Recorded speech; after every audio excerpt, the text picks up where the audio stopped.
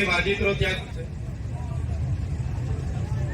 આજના 9 ઓગસ્ટ વિશ્વ આદિવાસી દિવસ નિમિત્તે ડેડિયાપાડા ઉજવણી સમિતિના કાર્યક્રમમાં અહીં ઉપસ્થિત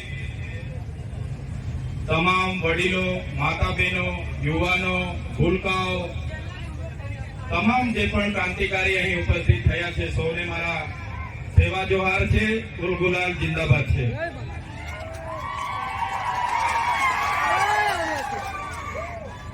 જે સમિતિએ 9 ઓગસ્ટ વિશ્વ આદિવાસી દિવસની ડેડિયાપાડા ખાતે આયોજન કર્યું, અમને આમંત્રણ આપી, ઘણા લોકો અહીંયા બોલે એવા છે, છતાંય સાથી આગેવાનોએ પણ મને બોલવાનો જે તક આપ્યો છે અને મને જે સન્માન આપ્યું છે એ બદલ સૌપ્રથમ બધા માટે એમના ચરણોમાં હું નમન કરું છું. સૌને હું પ્રણામ કરું છું.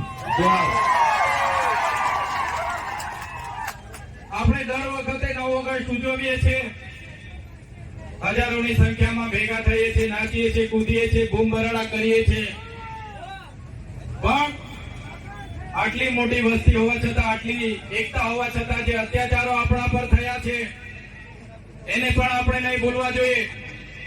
જે આદિવાસીઓને બંધારણમાં અધિકારો મળ્યા છે એ અધિકારો પર જયારે તરાપ મરાતી હોય તો એ પણ આપણે આજના દિવસે યાદ કરવું જોઈએ. આજના આ કાર્યક્રમમાં નાચી કૂદીને ઘરે જવાનું નથી, પણ આ કાર્યક્રમના સિદ્ધાંત, અહીંના સંદેશો, ઉપદેશો પણ તમારે ઘરે લઈને જવાના છે. મિત્રો, 2 દિવસ પહેલાની ઘટના છે. કેવડિયા ખાતે 2 યુવાનોને, જયેશભાઈ સાનાભાઈ તડવી, સંજયભાઈ ગજેન્દ્રભાઈ તડવી, ઢોરમાર મારવામાં આવે છે. આખી રાત કપડા ઉતારીને બાંધીને ઢોરમાર મારવામાં આવ્યો અને બીજા દિવસે FIR માં પણ એમના મજૂરોને રજૂ કરવામાં આવ્યા. અને દુઃખ અમને ત્યારે થયું કે પોલીસ અધિકારીઓ એ યુવાનો મરણ થયા છતાંય એવું સ્ટેટમેન્ટ આપ્યું કે આ યુવાનો અહીંયા ચોરી કરવા માટે આવ્યા હતા. શું આદિવાસીઓ ચોર છે? કેવડિયામાં અમારી જમીનો છીનવાયેલી છે, અમારા લોકો વિસ્થાપિત થયા છે અને દુર્ભાગ્ય અમારું એ છે કે ત્યાં અમને ચોર સાબિત કરવામાં આવે છે.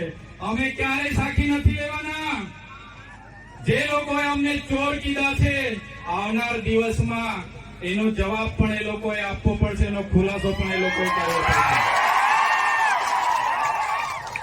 13 તારીખે 5 દિવસનું બેસણું કેવડિયા ખાતે એ લોકોનું રાખ્યું છે એમના પરિવારોએ. ત્યારે એ લોકોની આપવીતી જોઈને, એ યુવાનોને જે રીતે મારવામાં આવ્યા એ જોઈને ખરેખર એટલી બેરહેમીથી આદિવાસી યુવાનો પર અત્યાચારો થયા છે. ત્યારે આ 13 તારીખે આજના મંચ પરથી તમને આહવાન કરું છું, કેવડિયાવાળા એકલા નથી, એમની સાથે ડેડિયાપાડાના લોકો પણ છે. 13 તારીખે આખું કેવડિયા અમે ભરી દઈશું. તૈયાર છો બધા? પોલીસના મિત્રોને પણ કેમ છું, ઘણા પોલીસ અધિકારીઓ આપણા સમાજના છે, એમને પણ હું આજના મંચ પરથી કેમ છું. તે દિવસે કેવડિયા જતા વચ્ચે નાકા આવશે ને તો તમે જાણો ને તમારું કામ જાણે. આદિવાસી સમાજ અંગ્રેજો સામે પણ ઝૂક્યો નથી. આજે આદિવાસી અમે એટલા માટે ગર્વ અનુભવીએ છીએ, અમે અહીંયા આદિ અનાદિકાળથી વસીએ છીએ. અહીંયા અમે મૂળ નિવાસી છે, મૂળ માલિકો છે. આજે અમને વનવાસી કહેવામાં આવે છે, વનબંધુ કહેવામાં આવે છે. અમે આદિવાસીઓ છે, હજારો વર્ષોથી વસનારા આદિવાસીઓ છે. અમે જે વખતે આ વિસ્તારોમાં, આ દેશ પર જે વખતે મુગલોનું આક્રમણ થયું, હુણોનું આક્રમણ થયું, ફ્રેન્ચોનું આક્રમણ થયું, પોર્ટુગીઝો આવ્યા, અંગ્રેજો આવ્યા, ત્યારે પણ આદિવાસીઓએ ગુલામી નથી સ્વીકારી. સ્વયં રાજતો રાજપીપળાનો ઇતિહાસ જોઈ લો. નાંદોદ અમારા નંદ ભીલની નગરી હતી. સાગબારા અમારા કુંવર વસાવાનું રજવાડું હતું. ગામમાં અમારા રાજા પાંઠા વિનોદેવનું રજવાડું હતું. અમારા રજવાડાઓને જેન પ્રકારે હેરાન પરેશાન કરીને ખદેડીને આજે અમને આદિવાસીઓને વિભાજિત કરવામાં આવ્યા છે. તમે રામાયણ વાંચી લેજો. રામાયણના પહેલા પાને આદિવાસી વાલ્મીકીનો ઉલ્લેખ હશે, છત્રીનો ઉલ્લેખ હશે, હનુમાનનો ઉલ્લેખ હશે, નિષાદનો ઉલ્લેખ હશે. આ અમારા આદિવાસી અમારા પૂર્વજો છે. તમે મહાભારત ઉઠાવીને વાંચી લેજો. જે એકલવ્ય છે અમારા આદિવાસીના પૂર્વજ છે. તમે મહારાણા પ્રતાપનો ઇતિહાસ વાંચી લેજો. એમાં દુર્ગાભીલ અમારી જે સેના હતી તે આદિવાસીઓની હતી. અમે એ સમાજમાંથી આવીએ છીએ એટલે અમને ગર્વ છે. શિવાજીનો ઇતિહાસ વાંચી લેજો. દેવડા ભીલ જે સેના લઈને આવ્યા હતા એ અમારા આદિવાસી હતા. આદિવાસી અંગ્રેજો સામે સૌપ્રથમ કોઈ લડ્યા હોય 35 વર્ષ સુધી તાટ્યા ભીલ લડ્યા હતા, ખાજ્યા નાયક લડ્યા હતા, તિલકા માઝી લડ્યા હતા, બિરસા મુંડા લડ્યા હતા. એ સમાજમાંથી અમે આવીએ છીએ. આઝાદીમાં ગુરુ ગોવિંદસિંહ માનગઢ ખાતે 1500 આદિવાસીઓનો સમૂહ મળ્યો. અંગ્રેજોએ ગોળીબાર કરીને હત્યાકાંડ કર્યો. 1500 આદિવાસી મરી ગયા. આજે ઇતિહાસમાં અમારા આદિવાસીઓને જગ્યા નથી મળી. અમે ક્યારે સાખી નથી લેવાના. જે રીતે આદિવાસીઓ સાથે અન્યાય થયો, આજે દેશમાં આઝાદીનો અમૃત મહોત્સવ મનાવવામાં આવે છે. કરોડો રૂપિયાના તાઇફાઓ કરવામાં આવે છે. આદિવાસી વિસ્તારમાં મોટા ડેમો બનાવી દેવાથી જો જે જજોએ જજમેન્ટ આપ્યું છે એ ગંભીર બાબત છે. મિત્રો, તમે જાણ્યું હશે આ વિસ્તારોમાં નકલી કચેરીઓ પકડાય, નકલી અધિકારીઓ પકડાય, નકલી ઘી પકડાય, નકલી ટોલ નાકા પકડાય.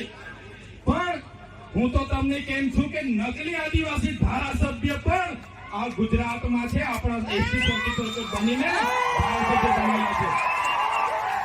નકલી આદિવાસી ધારાસભ્ય પણ ખોટા સર્ટીના આધારે આજે બન્યા છે. ત્યારે આપણે બધાએ લડવું પડશે. એટલા માટે જ વધારે સમય નથી લેતા. અહીંયા આવીને નાચી કૂદીને છૂટા પડવાની વાત છોડો. આપણા બાળકોને ભણાવો, આપણા લોકોને સિંચાઈનું પાણી મળે, સારી સુવિધા મળે, એ માટે લડો. આદિવાસીએ કોઈ પાસે શિક્ષા નથી છીનવી. આદિવાસીઓએ આજ દિન સુધી કોઈની નોકરી નથી છીનવી. આદિવાસીઓએ આજ દિન સુધી કોઈની જમીનો નથી છીનવી. તો આપણું છીનવાય છે ત્યારે તમે કેમ ચૂપ બેસો છો? આદિવાસીઓનું છીનવાય ત્યારે આખો સમાજ ચૂપ બેસે છે, ત્યારે દુઃખ થાય છે. એટલા માટે કોઈ પણ પક્ષ પાર્ટીમાં જે પણ નેતાઓ હોય, વડીલો હોય, યુવાનો હોય, બધા જ લોકોને આજે હું આહ્વાન કરું છું. પક્ષ પાર્ટી ચૂંટણીઓ આવશે ત્યારે આપણે દેખાઈ જશે. પણ જ્યારે સમાજની વાત આવશે, જ્યારે કેવડિયાની વાત આવશે, બધાએ નીકળી પડવું પડશે. તો જ આ લોકોને આપણે એકતા બતાવી શકીશું. એટલે સમય ઘણો થયો છે, વધારે વિશેષ નથી કહેતા. પણ અમે વિધાનસભામાં તમે બધાએ મોકલેલા છે. વિધાનસભામાં જઈને અમે બધું જોયું, જાણ્યું. અને આપણા સમાજ સાથે જ્યારે પણ કઈ થાય છે, મા બહેનો રાતે ફોન કરે, સવારે ફોન કરે અને કહે છે કે અમારી સાથે આપવીતી થઈ છે, ત્યારે મને દુઃખ થાય છે કે આટલી બધી યુવા શક્તિ છે. આદિવાસી યુવાનો રાતે 11 વાગ્યાથી નાચશે, 5 વાગ્યા સુધી આદિવાસી યુવાન થાકશે નહીં. આદિવાસી યુવાન અહીંથી પગપાળા લઈને નીકળશે. 15 દિવસ પાવાગઢ ને ભાગવત જશે. આદિવાસી યુવાન થાકવાનો નથી. પણ આદિવાસી યુવાનને હું વિનંતી કરું છું, તમારી જે શક્તિ છે, તમારો પાવર છે, એ નાચવા કૂદવામાં, પગપાળા જવામાં, એ લડાઈ ઝઘડા અંદર કરવામાં નહીં વેફાડશો. તમારી શક્તિનો ઉપયોગ આવનારા દિવસોમાં સમાજને ન્યાય આપવા માટે કરો. હું તમને વચન આપું છું, અમે આગેવાની લેવા માટે તૈયાર છે. અમને તમારો સાથ જોઈએ છે, તમારો સહકાર જોઈએ છે, સાથ જોઈએ છે. જે રીતના આપણા પૂર્વજોએ અંગ્રેજો સામે નમતું નથી ચૂક્યું, એ આદિવાસી સમાજમાંથી અમે આવીએ છીએ. તાટ્યામામાં બિરસા મુંડા, રાજા પાંઠાનું ખૂન અમારા શરીરમાં છે. અમે ક્યારેય કોઈના બાપથી ડરવાના નથી. એટલા માટે આજે અમે કહીએ છીએ કે આદિવાસીનો ઇતિહાસ એ સિંધુ ઘાટીની સંસ્કૃતિ 10,000 વર્ષો પહેલા, 7-8 હજાર વર્ષો પહેલા જે સંસ્કૃતિ હતી, એ આદિવાસી સંસ્કૃતિની સભ્યતા છે. વિશ્વની સૌથી જૂની સંસ્કૃતિ આદિવાસીઓની છે. આજે અમેરિકા, આફ્રિકા, બ્રાઝિલ, ઇન્ડોનેશિયા તમામ દેશોમાં આજે આદિવાસીઓ ધામધૂમથી 9 ઓગસ્ટ વિશ્વ આદિવાસી દિવસ ઉજવે છે. ત્યારે એક આદિવાસી સમાજના લીડર તરીકે, તમારા પ્રતિનિધિ તરીકે આજના કાર્યક્રમમાં તમને મેં સેવા જોહાર કરું છું. આવનાર દિવસોમાં ઉલ ગુલાલ જિંદાબાદ કરવું પડશે તો તમારે બધાએ સાથ સહકાર આપવું પડશે. મિત્રો, આજના કાર્યક્રમના મંચ પરથી કહેવા માંગુ છું, ઘણા વર્ષોથી લડેંગે જીતેંગે, મુર્દાબાદ જિંદાબાદ. હવે મુર્દાબાદ જિંદાબાદ કરવાનું થતું નથી. હવે કોઈ બાબતમાં આવેદન પત્ર આપવાના થતા નથી. લડેંગે જીતેંગે જિંદાબાદ મુર્દાબાદ કરવાનું થતું નથી. જ્યારે પણ આદિવાસીઓ સાથે અન્યાય થશે, અત્યાચાર થશે, આદિવાસીના હક અધિકાર માટે ખોચવી લેવા માટે હવે આપણે બધા તૈયાર થઈ જવું પડશે. ત્યારે આજના કાર્યક્રમમાં મને આમંત્રણ આપ્યું, મારું સન્માન કર્યું, મને બોલવા માટે ઘણા હજારો યુવાનો બોલી શકે એવા છે, છતાં મને તક આપી એ બદલ મેં તમારો ખૂબ ખૂબ આભાર માનું છું. અહીંયા ઉપસ્થિત આદિવાસી સમાજના તમામ સરપંચો, તમામ તાલુકા સભ્ય, જિલ્લા સભ્ય, પક્ષ પાર્ટીના જેટલા પણ આગેવાનો અહીંયા પધારેલા હોય, એ ભાજપના હોય, કોંગ્રેસના હોય, આપના હોય કે બાપના હોય કે બીડીપીના હોય, બધાને મારા જોહાર. બનાવી દેવાથી, આદિવાસી વિસ્તારમાં મોટા સ્ટેચ્યુ બનાવી દેવાથી, રોડ હાઈવે બનાવી દેવાથી આદિવાસીનો વિકાસ થવાનો નથી. આદિવાસીઓને ડેમનું પાણી આપો, સારી શાળા આપો, સારી કોલેજ આપો, સારા ડોક્ટર આપો, સારી યુનિવર્સિટી આપો, તો જ આદિવાસીનો વિકાસ થવાનો છે.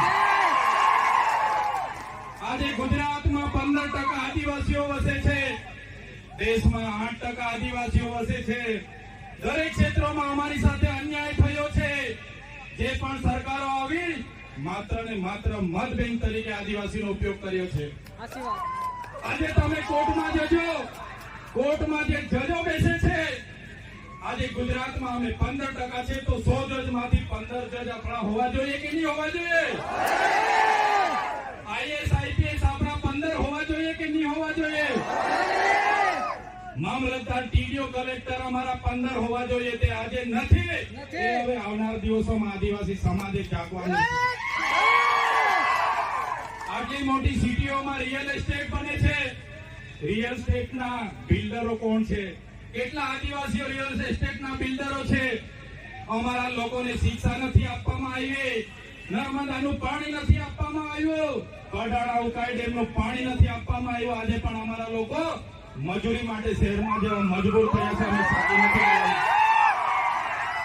એટલા માટે જ અમે કહીએ છીએ, આજના આ મંચ પરથી જે રીતે નાગા લોકોનું નાગાલેન્ડ બન્યું, મરાઠાઓનું મહારાષ્ટ્ર બન્યું, ગુજરાતીઓનું ગુજરાત બન્યું, તેલુગુ લોકોનું તેલંગાણા બન્યું, તમિલ લોકોનું તમિલનાડુ બન્યું, એવી જ રીતે અમને ભીલોને અલગ ભીલ પ્રદેશનું 29મું રાજ્ય મળ્યું. જય ભીલ પ્રદેશ! ભીલ પ્રદેશ અમને 29મું રાજ્ય ભીલોને આબાગીત આપો, એની રાજધાની અમે કેવડિયા બનાવીને રહીશું. અમારી પાસે પાણી છે, વીજળી છે, કાકરાપાડ, નર્મદા. અમારી પાસે લિગ્નાઇટોની ખાણો છે રાજપાટીમાં, આમા ડુંગરમાં યુરેનિયમની ખાણો છે, છોટાઉદેપુરમાં રેતી નીકળે છે, જળ છે, જંગલ છે, જમીનો છે. અલગ રાજ્ય અમને આપી દો, અમે અમારા આદિવાસીઓનો વિકાસ કરી લઈશું. જે અમારો ભીલ પ્રદેશ હતો, દેશ આઝાદ થયા પછી આદિવાસીઓને વિભાજિત કરી દેવામાં આવ્યા છે. 13 જિલ્લાઓને મધ્યપ્રદેશ, 12 જિલ્લાઓને રાજસ્થાનમાં, 14 જિલ્લાઓને ગુજરાતમાં, અંબાજીથી ઉમરગામ સુધી, 10 જિલ્લાઓ નંદુરબાર, નાસિક, પાલઘર સુધીના મહારાષ્ટ્રમાં લઈ જવામાં આવ્યા છે. આજે પણ અમારો મહારાષ્ટ્ર, મધ્યપ્રદેશ અને રાજસ્થાન સાથે અમારી સંસ્કૃતિ સાથે છે, પરંપરા હરકી છે, રીત ભાષા હરકી છે. આજે પણ અમારો રોટી બેટીનો વ્યવહાર છે. આજે પણ અમે એમની સાથે સાથે રહીએ છીએ. આજે અમને ભીલ પ્રદેશની માંગ કરીએ છીએ. આજે તમે જોઈ લો, આ ભીલ પ્રદેશનું વિભાજન કરવામાં આવ્યું. આજે મધ્યપ્રદેશની કુલ વસ્તીના 21% મધ્યપ્રદેશમાં આદિવાસી વિસ્તારમાં છે. રાજસ્થાનમાં 13% છે, ગુજરાતમાં અંબાજીથી ઉમરગામ સુધી 15% આદિવાસીઓ છે, મહારાષ્ટ્રમાં 9.48% આદિવાસીઓ, ટોટલ 3.5 કરોડની વસ્તી થાય છે. અમને અલગ ભીલ પ્રદેશ આપો, અમે અલગ અમારા લોકોનો વિકાસ કરીશું. બંધારણમાં જોગવાઈ છે, આર્ટિકલ 3 તમે વાંચી લેજો. જે રીતના મહારાષ્ટ્રમાંથી ગુજરાત રાજ્ય બન્યું, આજે દેશ અને ગુજરાતનો વિકાસ થયો, પણ આદિવાસીઓનો વિકાસ નથી થયો. એટલા માટે અમે કહીએ છીએ કે અમેરિકામાં આપણા જેટલી વસ્તી નથી, છતાં પણ 50 રાજ્યો છે, જ્યારે ભારતમાં 28 જ રાજ્ય છે. તો 29મું રાજ્ય બનવું જોઈએ કે નહીં બનવું જોઈએ? બનવું જોઈએ. એની રાજધાની કેવડિયા હશે. આખું મંત્રીમંડળ અને મુખ્યમંત્રી, અહીંનો આખું અધિકારીગણ, અહીંનું પોલીસ તંત્ર તમામમાં આદિવાસી હશે, તો જ અમારા આદિવાસીઓનો વિકાસ થશે. એટલા માટે જેટલા પણ અન્યાય અત્યાચાર થયા છે, ડેડિયાપાડા વાળાને એવું લાગશે, ઝઘડિયાવાળા શાકબારાવાળાને લાગશે, કેવડિયાવાળાને મારી નાખે, આપણે શું? પણ નહીં. આજે કેવડિયાવાળાનો વારો છે, કાલે માલસામોટ વાળા પણ તૈયાર રહેજો માર ખાવા માટે. એના પછી દેવ મોગરા વાળા તૈયાર રહેજો, બધાનો વારા પરથી વારો આવવાનો છે. એકલ દોકલ બધાનું કામ લેશે આ લોકો. એટલા માટે કેમ છું, કેવડિયા એકલું નથી. આપણે બધાએ 13 તારીખે કેવડિયા જઈને આપણી એકતા બતાવવાની છે. એમાં કોઈએ પાછી પાની કરવાની નથી. વિકાસની વાતો થાય છે અને આદિવાસીઓ સાથે અન્યાય થયા છે, ત્યારે અમે ક્યારે સાકી નથી લેવાના.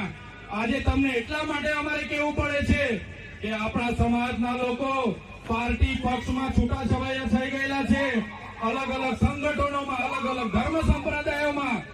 પણ કોઈ બી પાર્ટીમાં હોય, સમાજની વાત આવે ત્યારે આપણા બધા લોકોએ ભેગા થવું જોઈએ. આજે ભેગા નથી થતા, એ બડી દુઃખની વાત છે. દુઃખની વાત છે, આપણે ભેગા નથી થતા. અમે આ જાહેર મંચ પરથી કહીએ છીએ, જે દિવસે આદિવાસીઓના અવાજ બનતા અમારી પાર્ટી અમને રોકશે, એ દિવસે સૌથી પહેલા પાર્ટીના પાટિયા ઉતારીને અમે મૂકી દઈશું. અમારા સમાજ પહેલા, પછી પાર્ટીનો અમે વિચારીશું. આવનાર દિવસોમાં જ્યાં પણ આદિવાસી સાથે અન્યાય થશે, એ મહારાષ્ટ્ર હશે કે મધ્યપ્રદેશ હશે, આ આદિવાસી સમાજ માટે અમે લડી લઈશું. અને અમે એ જ ઉપદેશ આપને આપીએ છીએ. આજે એસસી અને એસટી કોટામાં 7 જજોની ન્યાયપીઠે જે ચુકાદો આપ્યો છે, મિત્રો, આવનાર દિવસોમાં આપણા શિક્ષણની અનામત, આપણી નોકરીની અનામત, આપણી રાજકીય અનામત ખતમ થઈ જવાની છે. યાદ રાખજો કે જજોએ જજમેન્ટ આપ્યું છે, એ ગંભીર બાબત છે. મિત્રો, તમે જાણ્યું હશે, આ વિસ્તારોમાં નકલી કચેરીઓ પકડાય, નકલી અધિકારીઓ પકડાય, નકલી ઘી પકડાય, નકલી ટોલ નાકા પકડાય. પણ હું તો તમને કેમ છું કે નકલી આદિવાસી ધારાસભ્ય પણ આ ગુજરાતમાં છે, આપણા એસટી બનીને